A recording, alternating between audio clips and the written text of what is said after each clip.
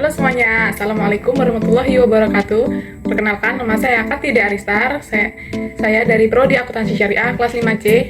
Di sini saya bersama rekan saya bernama Yuni akan membahas tentang pasar uang syariah. Nah, di sini saya akan membahas tentang pengertian dari pasar uang syariah. Apa sih itu pasar uang syariah? Nah, pasar uang syariah itu adalah tempat atau mekanisme transaksi keuangan jangka pendek yang dijalankan dengan cara sesuai syariat Islam. Nah, artinya semua kegiatan di pasar ini tidak boleh mengandung bunga atau riba, ketidakjelasan atau horor atau spekulasi atau masyir. Nah, tujuan utamanya itu apa sih? Nah, tujuan utamanya ini adalah membantu lembaga keuangan syariah seperti bank syariah mengatur kelebihan atau kekurangan dana dalam jangka pendek.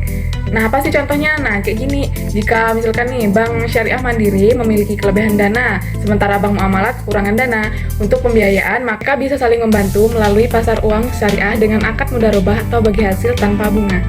Nah, yang kedua itu ada prinsip-prinsip pasar uang syariah.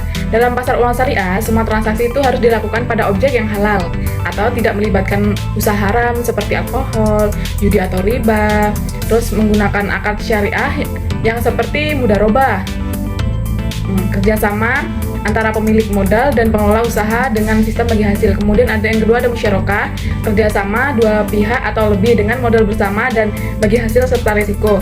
Kemudian ada al-qard atau pinjam tanpa bunga. Di situ ada waidah, titipan uang yang bisa diambil sewaktu-waktu. Kemudian ada al-saf, pertukaran mata uang yang dilakukan secara tunai. Nah, contohnya itu misalkan Bank Syariah si A nih menempatkan dana di Bank Syariah dengan akad wadiah atau titipan. Nah, Bank B boleh memanfaatkan dana tersebut selama dana belum ditarik kembali. Kemudian, yang ketiga itu ada fungsi pasar uang syariah. Nah, yang pertama ia mengatur likuiditas bank syariah. Jika ada bank yang kelebihan dana dan ada bank lain yang kekurangan, pasar uang syariah menjadi tempat mereka saling membantu. Kemudian, yang kedua ia mendukung kebijakan moneter.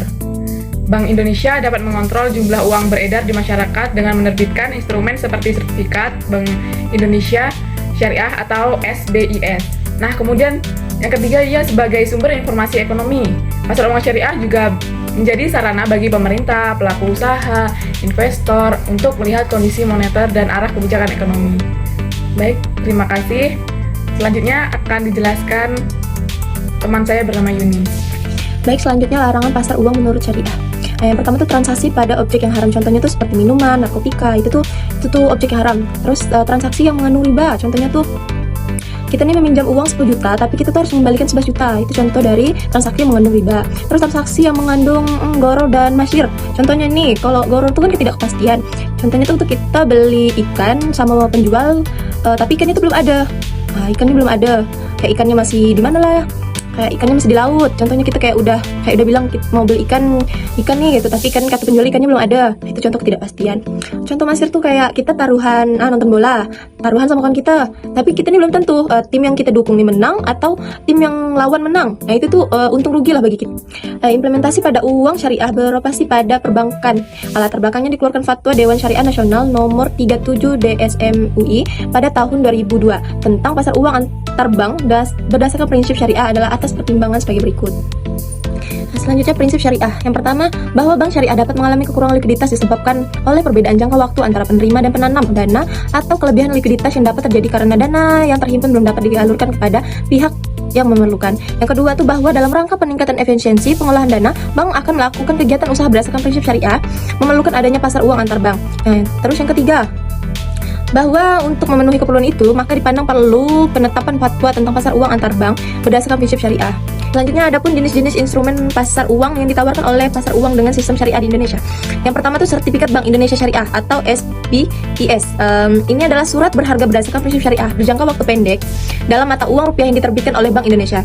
Yang kedua itu Repurchase Agreement atau Repo SBIS adalah transaksi pemberian pinjaman oleh Bank Indonesia kepada BUS atau UUS dengan anggunan SBIS. Dan terus ketiga surat berharga syariah negara atau SBSN adalah surat berharga negara yang ditawarkan berdasarkan prinsip syariah sebagai bukti atau bagian penyertaan berdasarkan aset SBSN dalam mata uang rupiah.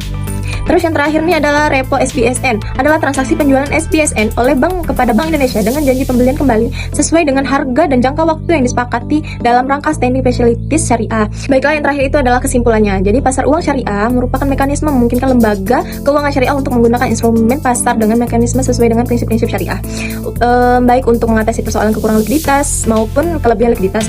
Pasar uang syariah ini memungkinkan pelaku pasar untuk menjalankan fungsi sebagaimana pada pasar uang konvensional dengan pengecualian bahwa instrumen yang digunakan memenuhi ketentuan syariat Islam.